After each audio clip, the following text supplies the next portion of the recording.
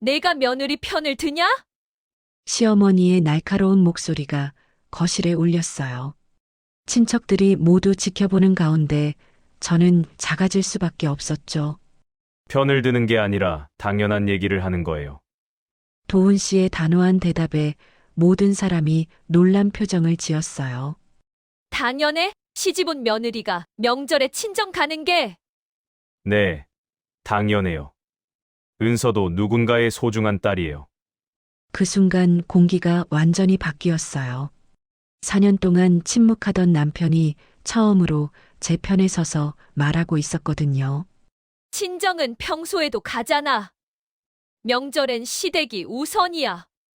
시어머니의 차가운 말에 가슴이 철렁했지만 이번에는 달랐어요. 사흘 내내 은서만 일했어요.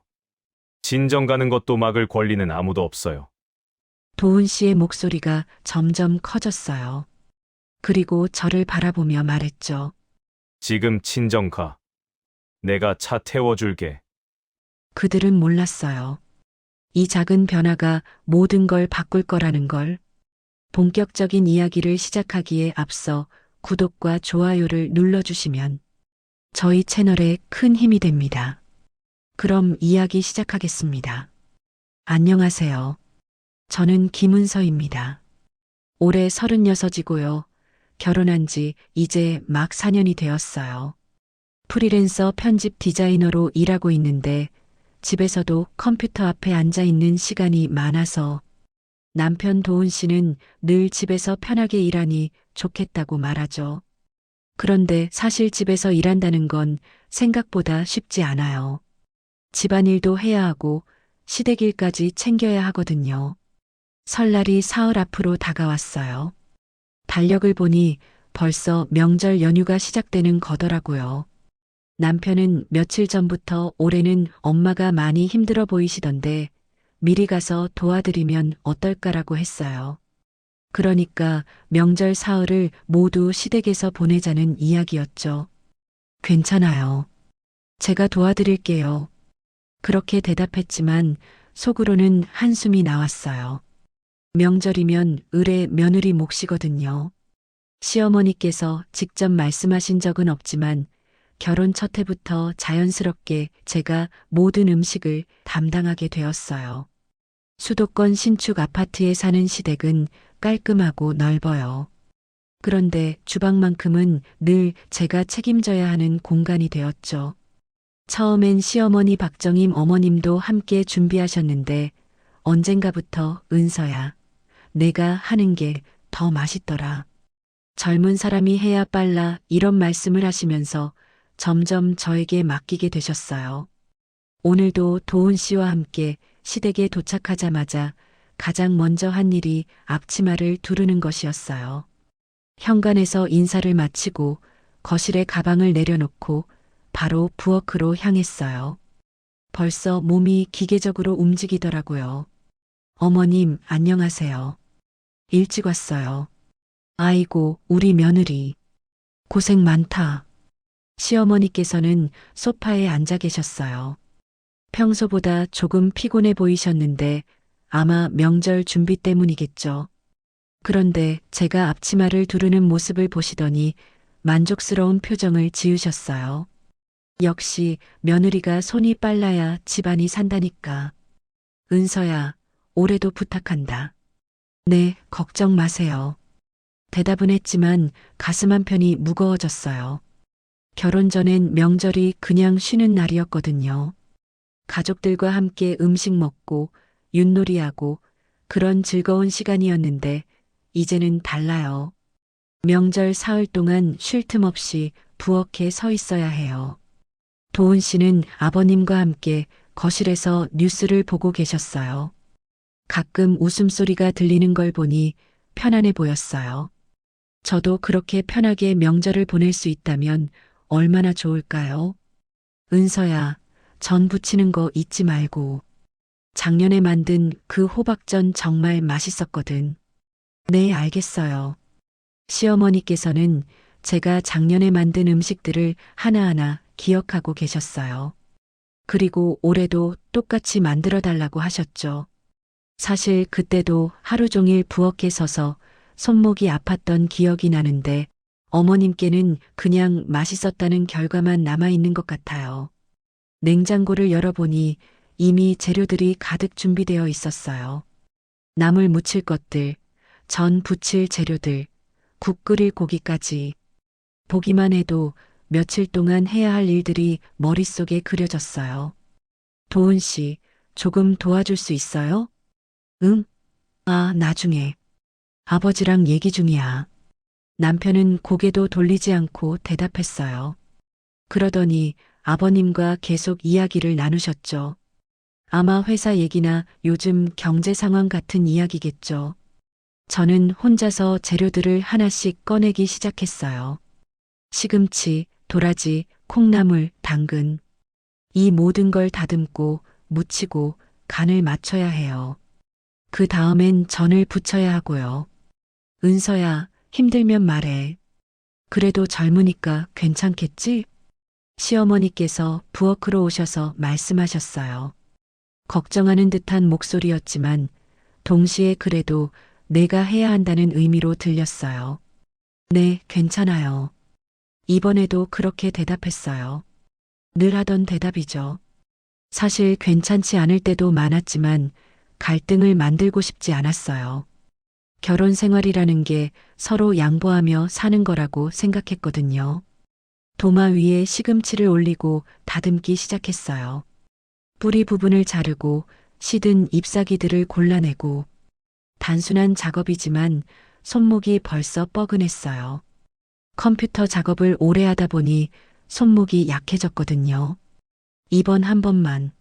속으로 이렇게 중얼거렸어요. 명절 때마다 하는 다짐이죠.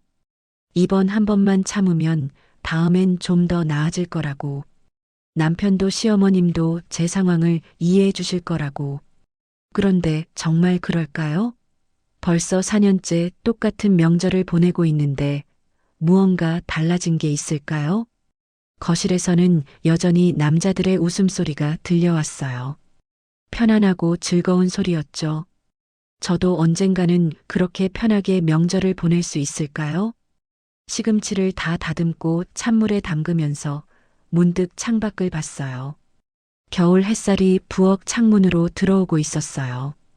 따뜻하고 평화로운 오후였죠. 하지만 제 마음만큼은 왠지 무거웠어요.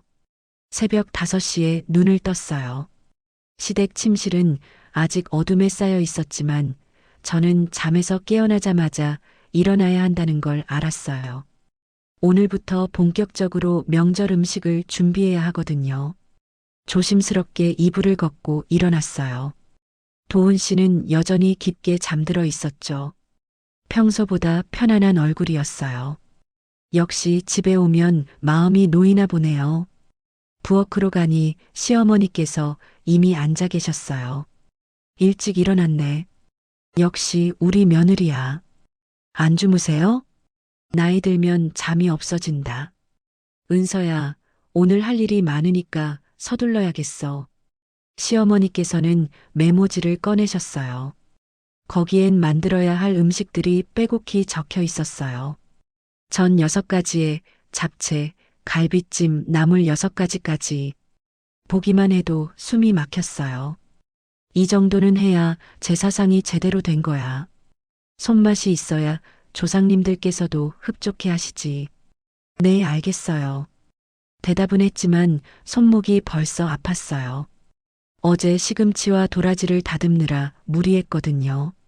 그런데 오늘부터가 진짜 시작인 셈이죠. 갈비찜은 오래 끓여야 하니까 제일 먼저 시작하고 저는 오후에 부치면 되겠어. 잡채는 시어머니께서 하나하나 설명해 주셨어요. 마치 요리 수업을 받는 기분이었는데 문제는 제가 모든 걸 혼자 해야 한다는 거였어요. 갈비 손질부터 시작했어요. 찬물에 담가서 핏물을 빼고 하나하나 기름기를 제거했어요. 손가락이 차갑게 얼었지만 계속해야 했어요. 갈비찜은 정말 오래 끓여야 하거든요. 은서야, 배 갈아서 넣는 거 잊지 말고. 네. 그리고 양파도 많이 넣어야 해. 단맛이 나야 맛있어. 네, 알겠어요. 시어머니께서는 제 옆에서 계속 지시사항을 말씀하셨어요. 직접 하시지는 않지만 빠뜨리면 안 될 것들을 하나하나 챙겨주셨죠. 9시쯤 되니 시누이 수진 씨가 일어나셨어요. 나이가 42인데도 아직 미혼이세요. 결혼에 대한 이야기가 나오면 요즘 세상에 꼭 결혼해야 하나라고 하시거든요. 언니, 안녕하세요. 응, 은서야. 벌써 시작했네? 수진 씨는 거실 소파에 앉아 휴대폰을 보기 시작하셨어요. 평소에도 휴대폰을 손에서 놓지 않으시는 분이에요. 요즘 유행하는 드라마나 예능 프로그램에 관심이 많거든요. 저는 계속 부엌에서 갈비를 끓이고 있었어요. 양파와 배를 갈아서 넣고 간장과 설탕으로 간을 맞췄어요. 달콤한 냄새가 집 안가득 퍼졌죠. 은서야, 잡채 준비도 해야겠어. 당면 불려놓고. 네. 당면을 찬물에 담그면서 다음에 할 일들을 머릿속으로 정리했어요. 나물들도 하나하나 무쳐야 하고 전 반죽도 만들어야 하고 손이 여러 개였으면 좋겠다는 생각이 들었어요. 11시쯤 도훈 씨가 일어났어요. 아침 먹었어? 아니요, 바빠서. 그럼 나중에 먹어. 지금 집중해야지. 남편은 제가 바쁘다는 걸 알면서도 도와주지 않았어요. 대신 아버님과 함께 나가서 제사에 쓸 과일을 사온다고 하더라고요. 점심때가 되어서도 저는 부엌을 떠날 수 없었어요. 갈비찜은 아직 끓고 있었고 나물들을 하나씩 무쳐야 했거든요. 콩나물, 시금치, 도라지, 당근, 무. 각각 다른 양념으로 무쳐야 해요. 언니, 점심 안 먹어요? 수진 씨가 소파에서 물어봤어요. 여전히 휴대폰을 보고 계셨는데 가끔 웃으시는 걸 보니 재미있는 영상을 보시는 것 같았어요. 조금 있다가 먹을게요. 그럼 나는 먼저 먹을게. 수진 씨는 냉장고에서 우유를 꺼내서 시리얼과 함께 드셨어요. 간단하게 때우시는 거죠. 저도 그렇게 할 수 있다면 좋겠지만 계속 요리해야 했어요. 오후 2시쯤 되니 손이 퉁퉁 부었어요. 결혼 반지가 손가락에 파고들 정도로요. 빼려고 해봤는데 빠지지 않았어요. 손목도 아프고 허리도 아팠어요. 계속 서서 일하다 보니 허리를 펼 수가 없었죠. 이제 전 부쳐야겠다. 시어머니께서 말씀하셨어요. 갈비찜은 거의 완성되어 가고 있었고 나물들도 대부분 준비가 끝났어요. 이제 가장 힘든 전 부치기가 남았죠. 호박전부터 시작했어요. 호박을 얇게 썰어서 소금에 절이고 물기를 빼고 밀가루와 계란을 입혀서 부쳤어요. 기름에서 지글지글 소리가 나면서 고소한 냄새가 났어요. 언니, 전 좀 더 바삭하게요. 수진 씨가 소파에서 말씀하셨어요. 여전히 휴대폰을 보면서요. 네, 알겠어요. 더 바삭하게 부치려면 기름 온도를 높이고 오래 구워야 해요. 그럼 시간도 더 오래 걸리고요. 하지만 할 수 없죠. 파전, 동태전, 버섯전까지. 전 6가지를 다 부치고 나니 해가 지고 있었어요. 하루 종일 부엌에만 있었던 거예요.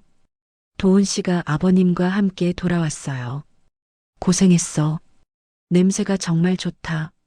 네. 짧게 대답했어요. 사실 너무 지쳐서 말할 힘도 없었거든요. 손목은 욱신거렸고 허리는 펴지지 않았어요. 도훈아, 내 와이프 정말 잘 만났다. 이런 며느리 어디 가서 구하겠냐. 시어머니께서 아들을 보며 말씀하셨어요.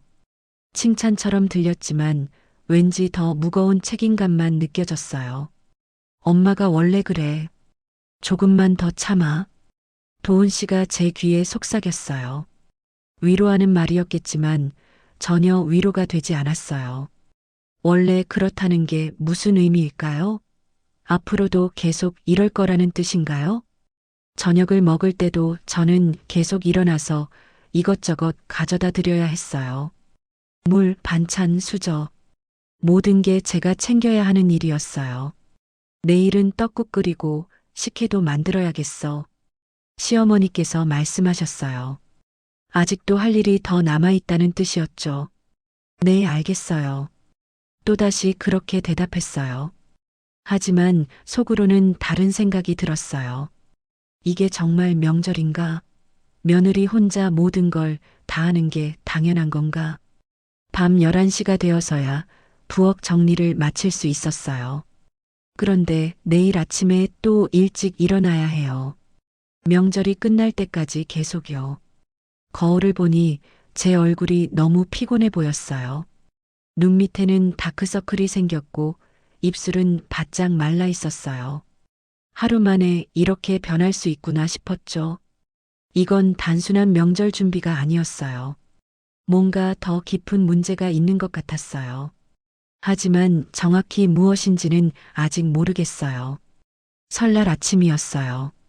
창밖으로 새해 첫 햇살이 들어오고 있었어요.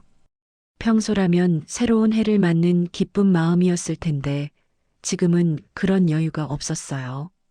오늘이야말로 진짜 바쁜 날이거든요. 새벽 5시 반에 일어나서 떡국 준비부터 시작했어요.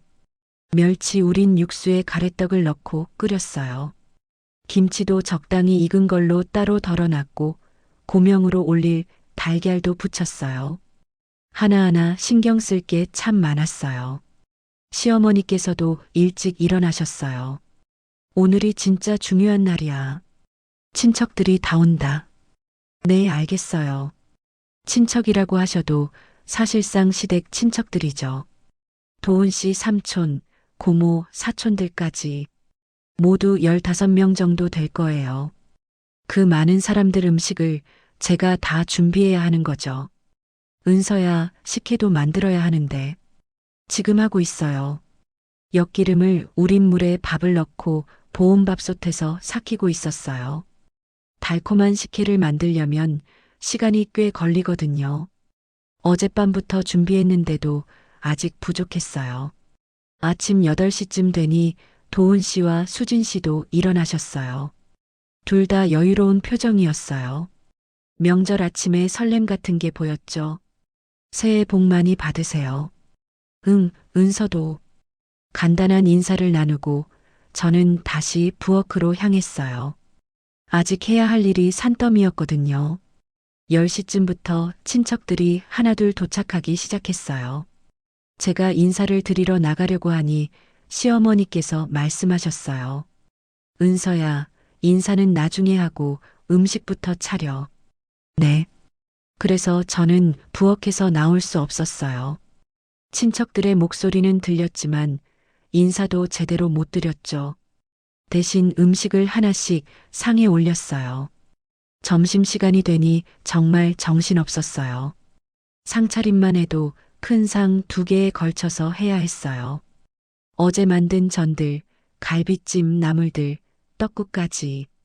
보기에는 풍성하고 좋았지만 그 뒤에 노고는 아무도 모르겠죠. 역시 우리 며느리 손맛이야. 정말 맛있다. 시댁 삼촌께서 칭찬해 주셨어요. 다른 친척들도 음식이 맛있다고 하셨고요. 그런 말을 들으니 힘든 게 조금은 보상받는 기분이었어요. 하지만 저는 정작 앉아서 제대로 먹을 수 없었어요. 계속 일어나서 부족한 반찬 가져다 드리고 물 따라 드리고 빈 그릇 치우고 저 혼자 분주하게 움직이고 있었어요. 오후 2시쯤 되니 분위기가 좀 여유로워졌어요. 친척들은 거실에서 윷놀이를 시작하셨고 아이들은 덕담을 들이며 세뱃돈을 받았어요. 정말 명절다운 풍경이었죠. 그때 갑자기 엄마가 생각났어요. 친정 엄마는 지금 뭐 하고 계실까? 새해 첫날인데 딸 얼굴 보고 싶으시지 않을까? 결혼한 후로 명절에 친정에 가는 일이 거의 없었어요. 항상 시댁 일정이 먼저였거든요. 그런데 오늘은 왠지 엄마가 너무 보고 싶었어요. 용기를 내서 시어머니께 말씀드리기로 했어요. 친척들이 윷놀이에 빠져 있는 틈을 타서요. 어머니, 응, 왜? 시어머니께서는 친척들과 함께 TV를 보고 계셨어요. 새해 특집 프로그램이 나오고 있었죠. 오후에 친정에 잠깐 다녀와도 될까요? 새해 인사만 드리고 올게요. 그 말이 나오자마자 분위기가 변했어요. 시어머니의 표정이 굳었어요. 마치 믿을 수 없다는 듯이 저를 바라보셨죠. 뭐라고? 친정에 인사만 드리고 시댁 다녀왔으면 밥은 누가 해? 저녁 준비는 어떻게 하고? 목소리가 점점 커졌어요. 다른 친척들도 우리 대화에 관심을 보이기 시작했어요. 금방 다녀올게요. 1시간 정도만. 1시간? 며느리가 집 비우면 되나? 여기 손님들은 어떻게 하고? 시어머니께서 화가 나신 게 확실했어요. 손님들 앞에서 이런 말을 하는 저에게 실망하신 것 같았어요. 그때 수진 씨가 거들었어요. 요즘 며느리들은 친정이 더 중요하네. 시댁에서 명절 지내는 게 그렇게 싫어? 수진 씨의 말은 더 날카로웠어요. 마치 제가 시댁을 소홀히 여긴다는 식으로 들렸거든요. 그런 게 아니라, 그럼 뭐야? 우리가 부족해? 다른 친척들도 우리 대화를 듣고 있었어요. 특히 시댁 고모께서는 고개를 저으시면서 혀를 차셨어요. 요즘 젊은 애들은 다 그래. 친정만 생각하고. 제 얼굴이 빨갛게 달아올랐어요. 모든 사람의 시선이 저에게 집중되어 있었거든요. 마치 제가 잘못된 요구를 한 것처럼 느껴졌어요. 도훈 씨를 바라봤어요. 남편이라면 이런 상황에서 저를 도와줄 거라고 생각했거든요. 하지만 도훈 씨는 아무 말도 하지 않았어요. 그냥 불편한 표정으로 고개를 돌렸을 뿐이에요. 미안해요. 제가 잘못 생각했어요. 결국 사과했어요. 더 이상 이 상황을 지속할 수 없었거든요. 모든 사람이 저를 비난하는 눈으로 보고 있었으니까요. 그래, 며느리가 철이 들어야지. 시댁이 우선인 줄 알아야 해. 시어머니께서는 여전히 언짢은 표정이셨어요. 제가 사과했지만 기분이 상하신 건 분명했어요. 저는 다시 부엌으로 들어갔어요. 거실에서는 계속 윷놀이가 진행되고 있었지만 저만 그 즐거움에서 배제된 것 같았어요. 부엌에서 혼자 설거지를 하면서 눈물이 났어요. 친정 엄마 얼굴이 자꾸 떠올랐거든요. 분명히 저를 기다리고 계실 텐데 새해 첫날인데도 못 가는 제 자신이 한심했어요. 핸드폰을 꺼내서 엄마께 문자를 보냈어요. 새해 복 많이 받으세요. 시댁 일이 있어서 못 가요. 죄송해요. 금방 답장이 왔어요. 괜찮다. 건강하게 지내라. 엄마는 화내지 않으셨지만 그게 더 마음 아팠어요. 딸이 새해 첫날에도 못 오는 걸 당연하게 받아들이시는 것 같아서요. 저녁 준비를 하면서도 계속 우울했어요. 같은 며느리인 친척들은 오후에 각자 친정에 다녀오신 분들도 있었는데 저만 못 가는 거였어요. 은서야, 저녁 상차림 해야지. 시어머니의 목소리가 들렸어요. 여전히 차가운 톤이었죠. 네, 지금 하겠어요. 저녁상을 차리면서도 마음은 무거웠어요. 모든 친척들 앞에서 망신당한 기분이었거든요. 그리고 제일 속상한 건 남편이 저를 도와주지 않은 거였어요. 밤늦게 친척들이 모두 돌아가시고 집안이 조용해졌어요. 설거지를 마치고 거실로 나왔는데 도훈 씨만 TV를 보고 있었어요. 오늘 좀 그랬어. 도훈 씨가 말했어요. 뭐가요? 엄마 앞에서 친정 간다고 하는 거. 기분 나쁘시잖아. 저도 새해 인사드리고 싶었어요. 그래도 때와 장소가 있지. 손님들 앞에서 그러면 어떻게 해? 남편도 결국 시어머니 편이었어요. 제 마음은 이해하려 하지 않았죠. 그날 밤 잠자리에 들면서 생각했어요. 언제까지 이렇게 살아야 할까? 친정은 항상 뒷전이고 시댁 일만 우선인 삶을. 이게 정말 결혼 생활인 걸까? 창밖을 보니 새해 첫날 밤하늘에 별들이 빛나고 있었어요. 아름다운 밤이었지만 제 마음만큼은 어둠 속에 혼자 남겨진 것 같았어요. 다음 날 아침이었어요. 명절 이틀째. 어제의 일로 집안 분위기가 여전히 어색했어요.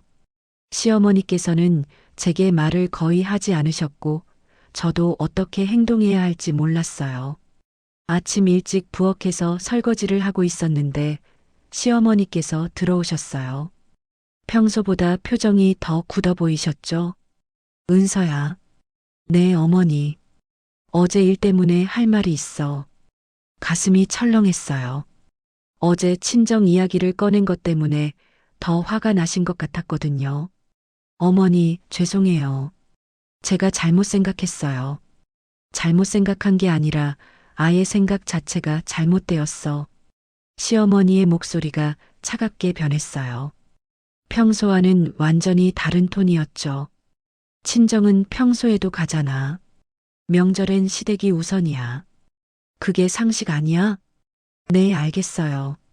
알겠다고 하면서 왜 그런 소리를 했어? 손님들 앞에서? 시어머니께서는 제가 어제 친척들 앞에서 망신을 시켰다고 생각하고 계셨어요. 그래서 더 화가 나신 거죠. 친정은 명절도 아니니? 거긴 언제든 갈 수 있는 곳이잖아. 그 말을 듣는 순간 눈앞이 캄캄해졌어요. 친정이 명절이 아니라는 게 무슨 뜻일까요? 제 부모님께도 새해가 왔고 저희를 기다리고 계실 텐데. 명절은 시댁에서 지내는 거야. 며느리가 된 이상 여기가 내 집이고. 네. 대답은 했지만 목소리가 떨렸어요. 가슴이 답답하고 숨이 막혔거든요. 그리고 앞으로 이런 소리 하지 마. 친척들이 뭐라고 생각하겠어? 죄송합니다. 시어머니께서는 더 할 말이 있는 것처럼 보이셨지만 그냥 나가셨어요. 저 혼자 부엌에 남겨졌죠. 손이 떨렸어요. 설거지하던 그릇을 제대로 잡을 수 없을 정도로요. 친정이 명절이 아니라니. 제 부모님도 똑같이 새해를 맞으셨는데 거긴 명절이 아니라는 거였어요. 거실로 나가니 도훈 씨가 신문을 보고 있었어요. 분명히 방금 전 대화를 들었을 텐데 아무 반응이 없었어요. 도훈 씨, 응? 어머니가 친정은 명절이 아니래요. 엄마 말씀이 틀린 건 아니지. 결혼하면 시댁 중심으로 살아야 해. 남편마저 그런 식으로 말하니 정말 절망스러웠어요. 제 편이 되어줄 사람은 아무도 없었거든요. 그럼 제 부모님은 어떻게 되는 거예요? 부모님도 이해하실 거야. 며느리 된 게 그런 거잖아. 도훈 씨는 여전히 신문에서 눈을 떼지 않았어요. 마치 대수롭지 않은 일처럼 여기고 있었죠. 그때 수진 씨가 거실로 나왔어요. 뭔 얘기해? 아무것도 아니에요. 언니 어제 그 얘기 정말 어이없었어. 명절에 친정 간다고? 수진 씨도 어제 일을 다시 꺼냈어요. 마치 제가 말도 안 되는 요구를 했다는 식으로요. 시누이 된 입장에서도 부끄러웠어. 우리 집 며느리가 저렇게 철이 없나 싶어서. 죄송해요. 또 사과했어요. 하지만 정말 제가 잘못한 일일까요? 새해 첫날에 친정에 인사드리고 싶었던 게 그렇게 잘못된 일일까요? 식탁에는 어제 제가 사흘 동안 만든 음식들이 그대로 놓여 있었어요. 갈비찜, 전 6가지, 나물들, 잡채까지. 보기만 해도 얼마나 힘들게 만들었는지 알 수 있었어요. 그런데 그 많은 음식을 만든 저는 정작 가족 취급을 받지 못하고 있었어요. 명절에 친정에 가고 싶다는 당연한 마음도 이기적인 요구가 되어버렸죠. 부엌으로 다시 들어가서 남은 설거지를 했어요. 혼자서요. 가족들은 거실에서 TV를 보며 웃고 있었는데 저만 부엌에서 일하고 있었어요. 그때 깨달았어요.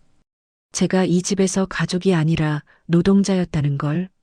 명절 음식을 만드는 사람, 집안일을 하는 사람, 그 이상도 이하도 아니었어요. 결혼할 때는 사랑하는 사람과 새로운 가족이 되는 거라고 생각했어요. 하지만 현실은 달랐죠.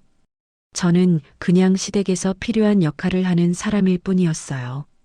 핸드폰을 꺼내서 엄마께 전화하고 싶었어요. 하지만 할 수 없었어요. 어머니께서 친정은 평소에도 간다고 하셨으니까요. 평소에 전화하는 것도 눈치가 보였어요. 눈물이 났어요. 하지만 울 수도 없었어요. 가족들이 들을 수 있으니까요. 그러면 또 왜 우냐고 할 것 같았어요. 설거지를 마치고 걸레로 식탁을 닦았어요. 제가 사흘 동안 정성스럽게 만든 음식들의 흔적을 지우는 일이었죠. 그런데 그 노고는 아무도 기억하지 않을 것 같았어요. 거실에서는 여전히 가족들의 웃음소리가 들렸어요. 새해 특집 프로그램을 보며 즐거워하고 계셨죠. 저만 그 즐거움에서 배제되어 있었어요. 부엌 창문으로 밖을 내다봤어요. 다른 집에서는 어떻게 명절을 보낼까요? 며느리도 가족의 일원으로 대접받을까요? 아니면 저처럼 혼자 부엌에서 일하고 있을까요? 가슴이 답답했어요. 숨이 막힐 것 같았죠. 이대로 계속 살아야 하나 싶어서요. 명절마다 이런 일이 반복되고 친정은 영원히 뒷전이 되고 그때 결심했어요. 이대로는 안 되겠다고. 뭔가 바뀌어야 한다고. 정확히 어떻게 해야 할지는 몰랐지만 이 상황을 그냥 받아들일 수는 없었어요. 거울을 봤어요. 제 눈빛이 달라져 있었어요. 어제까지의 순종적이고 참을성 많은 눈빛이 아니었죠. 뭔가 단단해진 것 같았어요. 이제 정말 변해야 할 때였어요. 더 이상 혼자서 모든 걸 감당할 수는 없었거든요. 어떤 방법을 써서라도 이 상황을 바꿔야겠다고 생각했어요. 명절은 아직 하루 더 남아 있었어요. 하지만 저는 이미 달라지기 시작한 것 같았어요. 눈빛부터 변했으니까요. 부엌에 혼자 서 있으니 갑자기 과거의 기억들이 떠올랐어요. 결혼 초의 일들이요. 4년 전 처음 시댁에 며느리로 들어왔을 때가 생각났어요. 그때는 정말 순수했었죠. 시어머니께서 좋아하실 거라고 생각하며 열심히 했어요. 첫 번째 명절이었어요. 결혼한 지 2달 만이었죠. 시어머니께서 며느리가 왔으니 이제 편해졌다고 하시면서 모든 요리를 저에게 맡기셨어요. 그때는 기뻤어요. 인정받는다고 생각했거든요. 은서야, 우리 집 김치찌개는 이렇게 끓이는 거야. 은서야, 저는 기름을 이만큼 둬야 바삭해. 하나하나 알려주시는 시어머니의 말씀을 열심히 메모했었어요. 좋은 며느리가 되려고 노력했죠. 그런데 언제부터인가 그 가르침이 지시가 되고 지시가 당연한 일이 되어버렸어요. 첫 해 추석 때는 정말 힘들었어요. 아침 5시부터 밤 11시까지 부엌에서 나오지 못했거든요. 손목이 퉁퉁 부어서 반지를 빼야 했을 정도였죠. 그때 친정 엄마가 전화했어요. 은서야, 목소리가 왜 그래? 너무 힘들어 보여. 엄마는 제 목소리만 들어도 알아차리셨어요. 사실 정말 힘들었거든요. 하지만 저는 웃으면서 대답했어요. 괜찮아요, 엄마. 다들 이렇게 사는 거야. 그때 정말 그렇게 생각했어요. 결혼하면 당연히 이런 일들을 해야 한다고. 며느리의 의무라고. 주변 사람들도 그렇게 말했거든요. 결혼 초에는 힘들어. 시간이 지나면 괜찮아질 거야. 며느리는 참아야 해. 그게 덕이지. 그런 말들을 듣고 자랐으니까 저도 그렇게 믿었어요. 제가 참으면 가정이 평화로워지고 시댁 식구들이 좋아할 거라고 생각했죠. 2번째 해에도 마찬가지였어요. 시어머니께서 상처 주는 말씀을 하셔도 며느리가 이해해야지라며 넘겼어요. 화가 났지만 참았죠. 갈등을 만들고 싶지 않았거든요. 요즘 젊은 애들은 버릇이 없어. 우리 며느리는 그래도 괜찮네. 시어머니께서 다른 며느리들과 비교하시며 칭찬하실 때는 뿌듯했어요. 제가 잘하고 있다는 증거라고 생각했거든요. 세 번째 해부터는 조금씩 달라졌어요. 시어머니께서는 더 이상 가르쳐 주지 않으셨어요. 그냥 당연하게 시키기만 하셨죠. 그리고 제가 조금이라도 불만을 보이면 불편해 하셨어요. 며느리가 불평이 많네. 그런 말을 들을 때마다 움츠러들었어요. 제가 이기적인 건가 싶어서요. 다른 사람들은 다 잘 참는데 저만 힘들어하는 건 아닌가 해서요. 도훈 씨도 점점 달라졌어요. 처음에는 고생한다고 말해주던 남편이 이제는 원래 그런 거야 라고 하더라고요. 제 힘든 마음을 이해하려 하지 않았어요. 다른 집 며느리들도 다 그래. 우리만 특별한 게 아니야. 그 말을 들으면서도 뭔가 이상하다고 생각했어요. 정말 모든 며느리가 이렇게 살아야 하는 걸까? 명절마다 혼자서 모든 일을 담당하고 친정은 뒷전이 되는 게 당연한 걸까? 하지만 그런 의문을 입 밖으로 내지는 못했어요. 주변에서 그런 게 결혼 생활이야라고 하니까 제가 이상한 건 아닌가 싶어서요. 작년 명절 때 정말 큰 깨달음이 있었어요. 친정 엄마가 갑자기 아프셔서 병원에 가시게 되었는데 저는 시댁일 때문에 갈 수 없었거든요. 엄마, 죄송해요. 시댁에서 음식 준비 중이라서. 괜찮다. 알겠어. 엄마는 이해한다고 하셨지만 전화를 끊고 나서 너무 죄송했어요. 정말 중요한 순간에 딸 역할을 하지 못한 것 같아서요. 그날 밤 혼자 울었어요. 이게 정말 맞는 건가 싶어서요.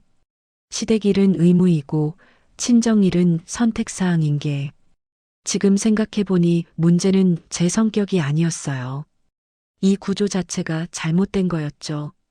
며느리만 모든 걸 감당하게 만드는 시스템이 문제였어요. 저는 좋은 며느리가 되려고 노력했어요. 하지만 그 노력이 당연한 것으로 여겨지고 더 많은 것을 요구받게 되었죠. 그리고 제 의견이나 감정은 점점 무시당했어요. 4년 동안 저는 계속 참았어요. 가정 평화를 위해서, 좋은 며느리로 인정받기 위해서. 하지만 그 결과는 무엇이었을까요? 저는 점점 더 외로워졌고 제 자리는 더 작아졌어요. 이제야 깨달았어요. 이 모든 게 제 잘못이 아니라는 걸, 구조적인 문제라는 걸, 며느리라는 이유만으로 모든 희생을 감수해야 한다는 생각 자체가 잘못된 거였어요. 창밖을 다시 봤어요. 새해 두 번째 날의 오후 햇살이 따뜻했어요. 하지만 제 마음속에서는 뭔가 변화가 시작되고 있었어요. 더 이상 그냥 참고 넘길 수는 없다는 확신이 들었거든요. 4년간의 기억들이 주마등처럼 지나갔어요. 그리고 그 모든 순간에서 저는 제 자신보다 다른 사람들을 우선시했다는 걸 깨달았어요. 이제는 달라져야 할 때였어요. 부엌에 혼자 서 있으니 갑자기 과거의 기억들이 떠올랐어요. 결혼 초의 일들이요. 4년 전 처음 시댁에 며느리로 들어왔을 때가 생각났어요. 그때는 정말 순수했었죠. 시어머니께서 좋아하실 거라고 생각하며 열심히 했어요. 첫 번째 명절이었어요. 결혼한 지 2달 만이었죠. 시어머니께서 며느리가 왔으니 이제 편해졌다고 하시면서 모든 요리를 저에게 맡기셨어요. 그때는 기뻤어요.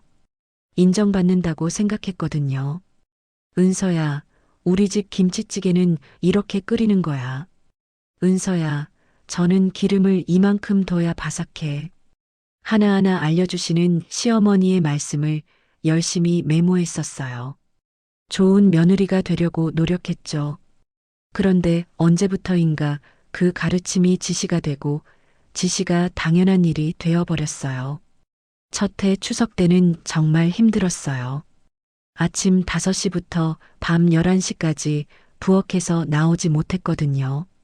손목이 퉁퉁 부어서 반지를 빼야 했을 정도였죠. 그때 친정 엄마가 전화했어요. 은서야, 목소리가 왜 그래? 너무 힘들어 보여. 엄마는 제 목소리만 들어도 알아차리셨어요. 사실 정말 힘들었거든요. 하지만 저는 웃으면서 대답했어요. 괜찮아요, 엄마. 다들 이렇게 사는 거야. 그때 정말 그렇게 생각했어요. 결혼하면 당연히 이런 일들을 해야 한다고.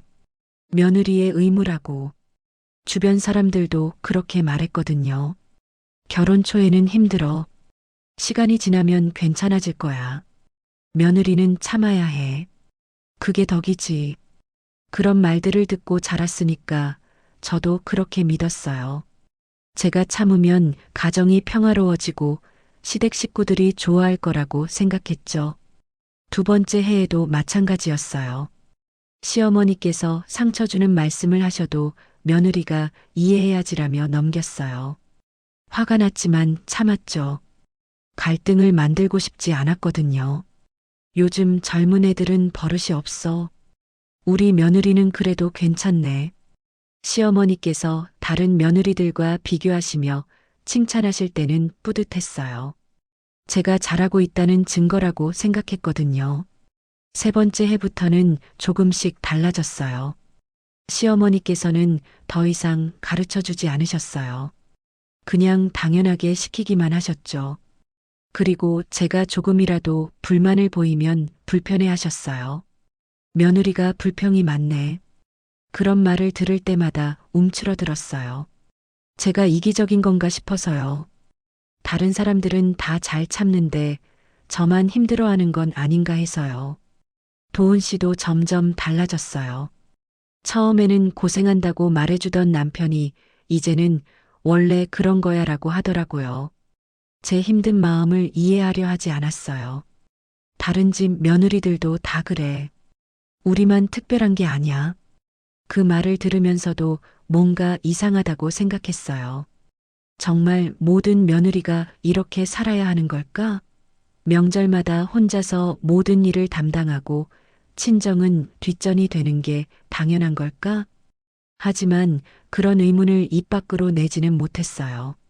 주변에서 그런 게 결혼 생활이야라고 하니까 제가 이상한 건 아닌가 싶어서요. 작년 명절 때 정말 큰 깨달음이 있었어요. 친정 엄마가 갑자기 아프셔서 병원에 가시게 되었는데 저는 시댁일 때문에 갈 수 없었거든요. 엄마, 죄송해요. 시댁에서 음식 준비 중이라서. 괜찮다. 알겠어. 엄마는 이해한다고 하셨지만 전화를 끊고 나서 너무 죄송했어요. 정말 중요한 순간에 딸 역할을 하지 못한 것 같아서요. 그날 밤 혼자 울었어요. 이게 정말 맞는 건가 싶어서요. 시댁 일은 의무이고 친정 일은 선택사항인 게 지금 생각해보니 문제는 제 성격이 아니었어요. 이 구조 자체가 잘못된 거였죠. 며느리만 모든 걸 감당하게 만드는 시스템이 문제였어요. 저는 좋은 며느리가 되려고 노력했어요. 하지만 그 노력이 당연한 것으로 여겨지고 더 많은 것을 요구받게 되었죠. 그리고 제 의견이나 감정은 점점 무시당했어요. 4년 동안 저는 계속 참았어요. 가정 평화를 위해서, 좋은 며느리로 인정받기 위해서.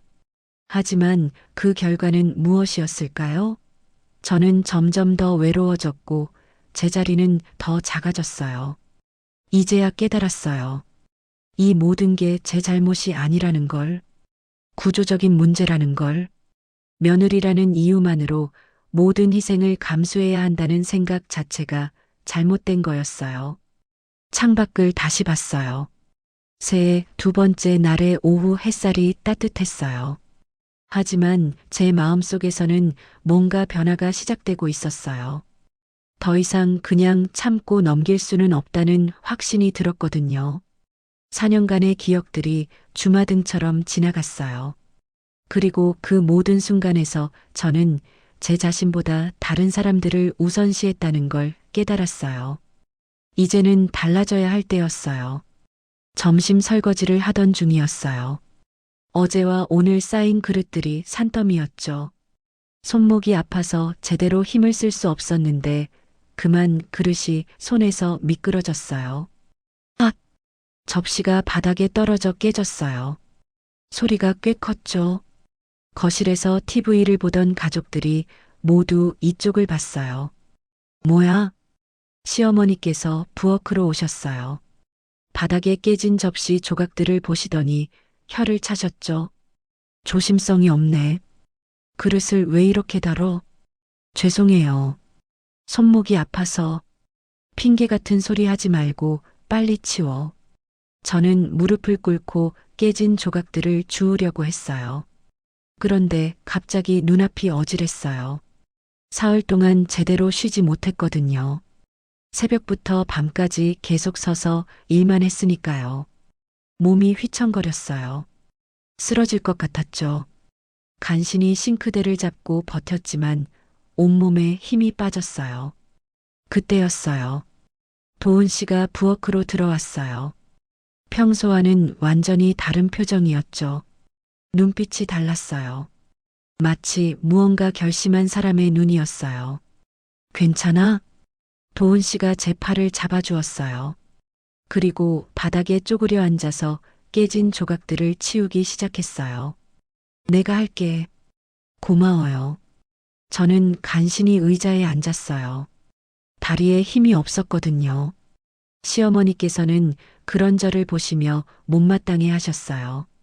요즘 젊은 애들은 체력도 없어. 이 정도 일에 뭘 그래? 그때 도은 씨가 천천히 일어났어요. 깨진 조각들을 모두 치우고 걸레로 바닥까지 깨끗이 닦았죠. 그리고는 시어머니를 똑바로 바라봤어요. 그 순간 공기가 변했어요. 도은 씨의 표정에서 평소의 순종적인 아들의 모습이 사라졌거든요. 엄마, 왜? 도은 씨는 거실로 나갔어요. 그리고 조용히 식탁 앞에 섰죠. 수진 씨도 휴대폰에서 눈을 떼고 우리를 바라봤어요. 이건 아니잖아요. 시어머니의 표정이 변했어요. 아들이 갑자기 왜 이러는지 이해할 수 없다는 듯이요. 뭐가 아니야? 사흘 내내 은서만 일했어요. 도은 씨의 목소리가 평소보다 훨씬 단단했어요. 저는 놀랐어요. 남편이 이런 식으로 말하는 걸 처음 들었거든요. 그게 뭐 어때서? 며느리 일이잖아. 며느리 일이라고 해서 혼자 다 하라는 법은 없어요.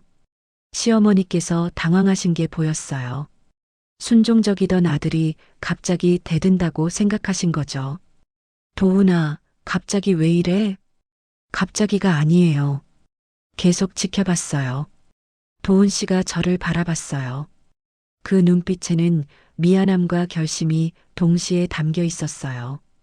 은서가 새벽 5시부터 밤 11시까지 부엌에서 나오지 못하는 걸 봤어요. 손이 부어서 반지를 빼야 하는 것도 봤고요. 그런 게 뭐. 그런 게 아니에요, 엄마. 도은 씨가 시어머니의 말을 끊었어요. 4년 만에 처음 있는 일이었죠.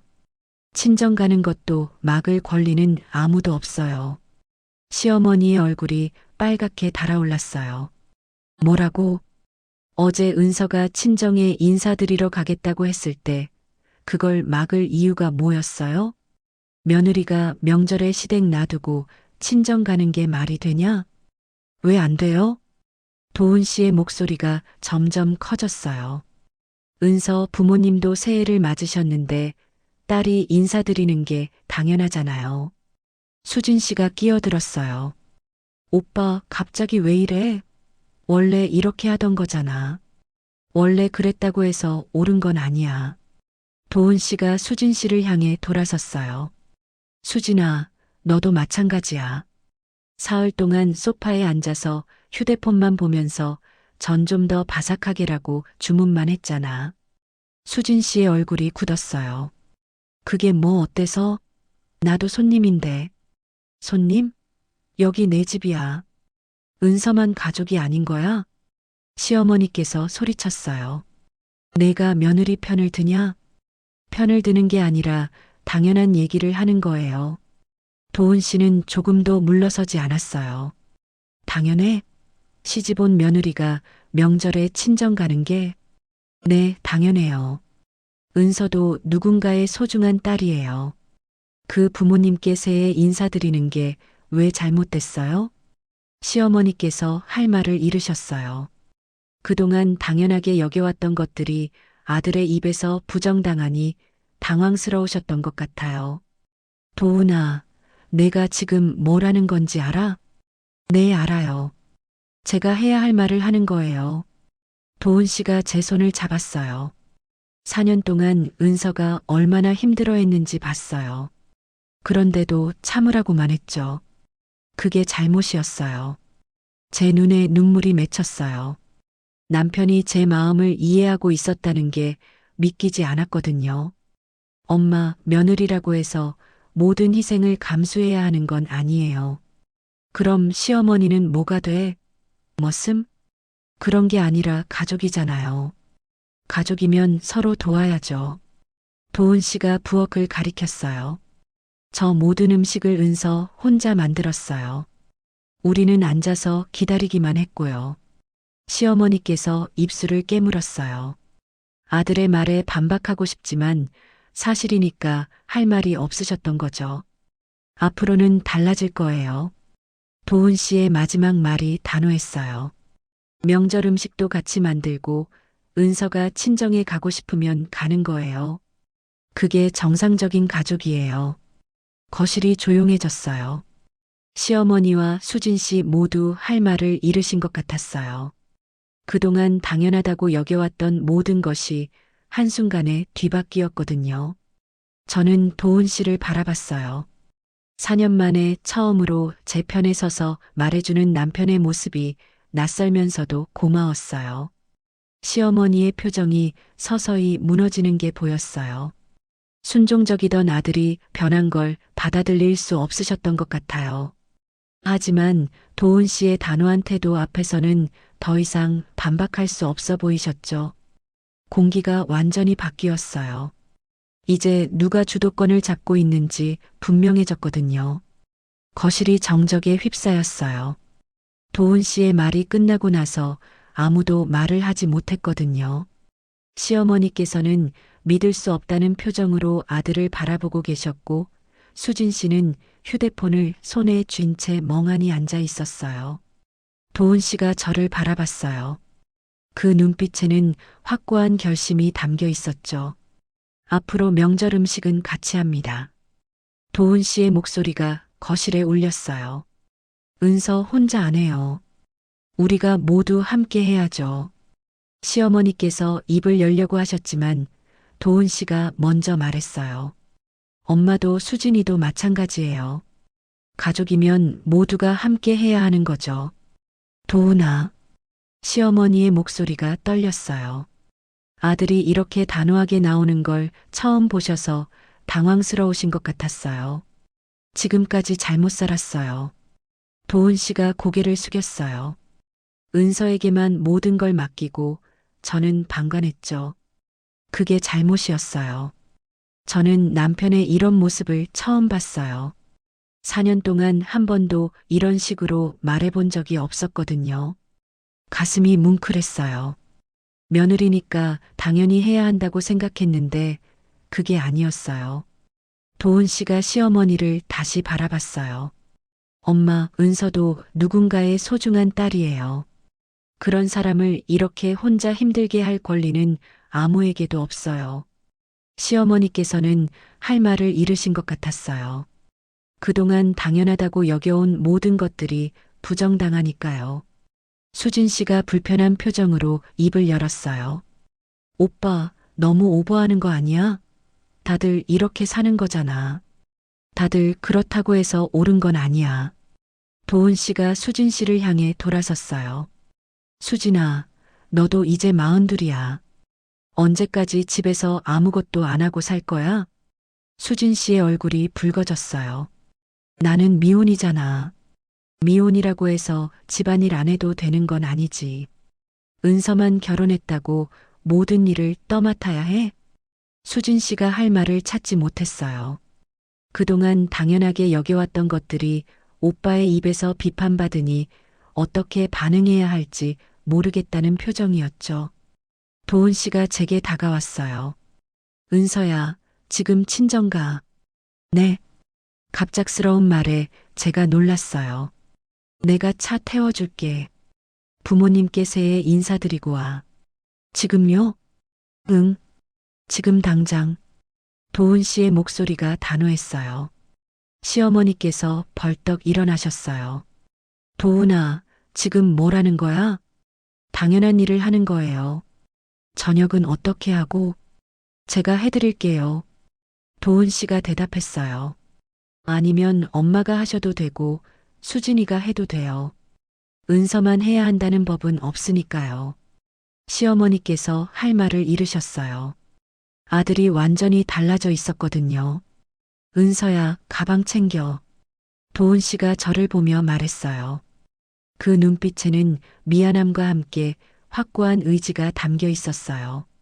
저는 얼떨떨한 마음으로 침실로 들어가서 가방을 챙겼어요. 친정에 가져다 드릴 선물도 준비했죠.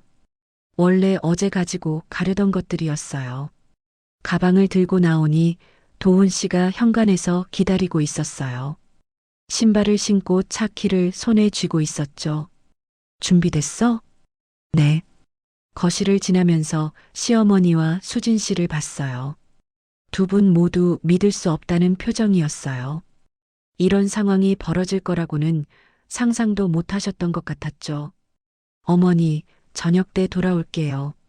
제가 인사를 드렸어요. 시어머니께서는 대답하지 않으셨어요. 그냥 저를 째려보기만 하셨죠. 엄마, 저녁 준비 부탁드려요. 도훈 씨가 말했어요. 아니면 수진이랑 같이 하셔도 되고요. 수진 씨가 항의했어요. 오빠, 나는 요리 못한다니까. 못하면 배우면 돼. 은서도 처음부터 잘한 건 아니야. 도훈 씨의 말에 수진 씨가 더 이상 반박하지 못했어요. 현관문을 열고 나서니 차가운 바람이 얼굴을 스쳤어요. 하지만 가슴은 따뜻했어요. 처음으로 제 편이 되어준 남편 때문이었죠. 고마워요. 차에 타면서 도훈 씨에게 말했어요. 미안해. 진작 이랬어야 했는데. 도훈 씨가 운전대를 잡으면서 대답했어요. 왜 갑자기 변한 거예요? 갑작스러운 게 아니야. 계속 생각하고 있었어. 도훈 씨가 차를 출발시키면서 말했어요. 은서가 얼마나 힘들어하는지 알고 있었어.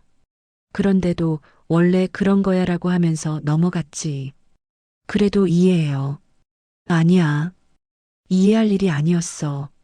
도훈 씨의 목소리에 단호함이 담겨 있었어요. 남편으로서 아내를 지켜야 했는데 오히려 외면했어. 그게 잘못이었어. 친정까지 가는 길에 도훈 씨는 계속 이야기했어요. 그동안 어떤 생각을 했는지, 왜 지금까지 침묵했는지, 그리고 앞으로는 어떻게 할 것인지. 명절 때마다 은서 혼자 고생하는 거 이제 그만이야. 우리가 모두 함께 해야지. 시어머니께서 화나셨을 텐데. 화내실 만해. 그동안 당연하다고 여겨온 걸 바꾸는 거니까. 도훈 씨가 제 손을 잡았어요. 하지만 바뀌어야 해. 우리가 계속 이렇게 살 수는 없어. 친정에 도착했을 때 엄마가 마당으로 나와 계셨어요. 예상치 못한 딸의 방문에 놀라셨지만 곧 환한 미소를 지으셨죠. 어머니, 새해 복 많이 받으세요. 아이고, 우리 은서. 어떻게 왔어? 엄마를 안으면서 눈물이 났어요. 사흘 동안 보고 싶었던 엄마였거든요. 늦어서 죄송해요. 무슨 소리야? 와줘서 고맙지. 아버지도 나오셔서 반갑게 맞아주셨어요. 도훈 씨에게도 인사하시고 집 안으로 모시더라고요. 명절에 시댁일이 바쁘셨을 텐데 시간 내서 와줘서 고마워. 아버지의 말씀을 들으면서 마음이 아팠어요. 제가 와야 할 곳에 제때 오지 못해서 죄송하다는 생각이 들었거든요. 어머니, 이제 자주 올게요. 자주 와. 언제든지 환영이야. 엄마의 말씀에 가슴이 따뜻해졌어요.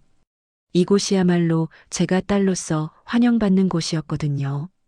친정에서 2시간 정도 머물면서 밀린 이야기를 나눴어요. 부모님께서는 제가 힘들어한다는 걸 눈치채고 계셨지만 괜찮다고 걱정하지 말라고 말씀드렸어요. 하지만 이제는 다를 것 같았어요. 도훈 씨가 변했으니까요. 그리고 저도 더 이상 혼자 모든 걸 감당하지 않을 거니까요. 시댁으로 돌아가는 길에 도훈 씨가 말했어요. 앞으로 명절 때마다 친정에 갈 거야. 당연한 일이니까. 고마워요. 고맙다고 하지 마. 당연한 걸 늦게 한 것뿐이야. 시댁에 도착했을 때 집안에는 고소한 냄새가 나고 있었어요. 부엌에서 시어머니와 수진 씨가 함께 저녁을 준비하고 계셨어요. 어색해 보이셨지만 그래도 함께 하고 계셨죠. 다녀왔습니다. 제가 인사를 드리자 시어머니께서 짧게 고개를 끄덕이셨어요. 화가 풀리신 건 아니지만 받아들이신 것 같았어요. 그날 저녁은 처음으로 제가 부엌에 서지 않았어요. 대신 가족들이 함께 준비한 음식을 먹었죠. 맛은 조금 서툴렀지만 그래도 함께 만든다는 것 자체가 의미 있었어요. 밤에 잠자리에 들면서 생각했어요. 오늘 하루 종일 많은 것이 바뀌었다고. 그리고 앞으로도 계속 바뀔 거라고. 처음으로 고개를 들고 당당하게 말할 수 있는 용기를 얻었어요. 그리고 제 편이 되어주는 사람이 있다는 확신도 생겼고요. 이제 정말 새로운 시작이었어요. 한 달이 지났어요. 그동안 정말 많은 것이 바뀌었어요. 가장 큰 변화는 명절이었어요. 지난주 대보름 때 처음으로 시어머니께서 저에게 이렇게 말씀하셨거든요. 은서야, 오늘은 내가 오곡밥 할게. 너는 쉬어. 믿기지 않았어요. 4년 만에 처음 듣는 말이었으니까요. 그런데 정말로 시어머니께서 직접 오곡밥을 지으시더라고요. 수진 씨도 나물 무치는 걸 도와주셨고요. 도훈 씨는 그날 이후 정말 달라졌어요. 시댁에 갈 때마다 명확한 기준을 세웠거든요. 엄마, 은서는 손님이 아니라 가족이에요. 혼자 일하게 두면 안 돼요. 처음에는 시어머니께서 불편해 하셨어요. 하지만 도훈 씨가 계속 말씀드리니까 점점 받아들이기 시작하셨죠. 지난주에는 제가 친정에 가겠다고 하니까 시어머니께서 이렇게 말씀하셨어요. 그래, 가서 부모님께 안부 전해라. 4년 전이라면 상상도 못할 일이었어요. 오늘은 토요일이에요. 친정에서 부모님과 함께 점심을 먹고 있어요. 엄마가 정성스럽게 차려주신 된장찌개와 김치전이 정말 맛있었어요. 은서야, 얼굴이 많이 좋아졌네. 아버지께서 말씀하셨어요. 그래요? 응. 전에는 늘 피곤해 보였는데 요즘은 밝아졌어. 엄마도 고개를 끄덕이셨어요. 사위가 달라진 것 같아. 예전보다 훨씬 든든해 보여. 그 말을 들으니 갑자기 눈물이 났어요. 그동안 얼마나 힘들었는지, 지금 얼마나 좋아졌는지 실감이 났거든요. 왜 울어? 엄마가 걱정스럽게 물어보셨어요. 고마워서요. 이렇게 편하게 밥 먹을 수 있어서 정말 그랬어요. 명절이나 평일이나 언제든 친정에 와서 편하게 밥을 먹을 수 있다는 게 이렇게 소중한 일인지 몰랐어요. 바보야, 여기가 내 집인데. 아버지께서 웃으시면서 말씀하셨어요. 점심을 마치고 집으로 돌아오는 길에 도훈 씨와 이런 이야기를 나눴어요. 정말 많이 변했죠? 응. 우리 둘 다. 도훈 씨가 제 손을 잡으면서 말했어요. 처음에는 엄마가 많이 힘들어 하셨어. 갑자기 바뀌니까. 지금은 어떠세요? 요즘은 괜찮아. 오히려 재미있어 하시는 것 같아. 정말 그랬어요. 시어머니께서도 처음에는 불편해 하셨지만 지금은 수진 씨와 함께 요리하는 걸 즐기시는 것 같았어요. 수진이도 달라졌어. 이제 설거지도 하고 청소도 도와줘. 다행이에요. 집에 도착해서 거실에 앉으니 마음이 정말 평온했어요. 더 이상 누군가 시킬 일을 기다리며 불안해하지 않아도 되거든요. 도훈 씨가 차를 끓여서 가져다 주었어요. 고마워요. 앞으로도 계속 이럴 거야. 은서가 혼자 힘들어하게 두지 않을게. 그 말을 들으니까 정말로 새로운 삶이 시작된 것 같았어요. 저는 더 이상 참기만 하는 사람이 아니에요. 의견을 말할 수 있고 제 감정을 표현할 수 있어요. 그리고 그런 저를 지지해주는 사람이 옆에 있어요. 명절도 이제 두렵지 않아요. 며느리의 의무가 아니라 가족의 행사가 되었거든요. 모두가 함께 준비하고 함께 즐기는 시간이 된 거죠. 창밖을 보니 봄이 오고 있었어요. 나무에 새싹이 돋고 따뜻한 바람이 불어왔어요. 제 마음도 그런 것 같았어요. 오랜 겨울이 지나고 드디어 봄이 온 거죠. 생각해보니 이 모든 변화는 특별한 복수나 극적인 사건 때문이 아니었어요. 그냥 당연했어야 할 일들이 당연하게 되었을 뿐이었죠. 며느리도 한 사람의 가족이고 딸이고 인간이에요. 모든 희생을 감수해야 하는 존재가 아니라요. 도훈 씨와 함께 저녁 산책을 나갔어요. 손을 잡고 걸으면서 이런 생각이 들었어요. 행복이라는 게 거창한 게 아니구나. 가족들과 함께 밥을 먹고 친정에 편하게 갔다가 오고 명절에 혼자 모든 일을 떠맡지 않는 것. 그런 평범한 일상이 행복인 거구나. 뭘 그렇게 생각해? 도훈 씨가 물어봤어요. 그냥 좋아서요. 이 모든 게 나도 좋아. 우리는 계속 걸었어요. 따뜻한 봄바람을 맞으며 새로운 삶을 향해서요. 이제 정말로 시작이었어요. 서로를 이해하고 존중하는 진짜 가족이 되어가는 시간이요. 그럼 오늘 이야기는 여기까지입니다. 영상을 시청해주신 모든 분들 고맙습니다. 저는 AI 나레이션 박정현이었습니다. 구독과 좋아요 부탁드립니다. 감사합니다.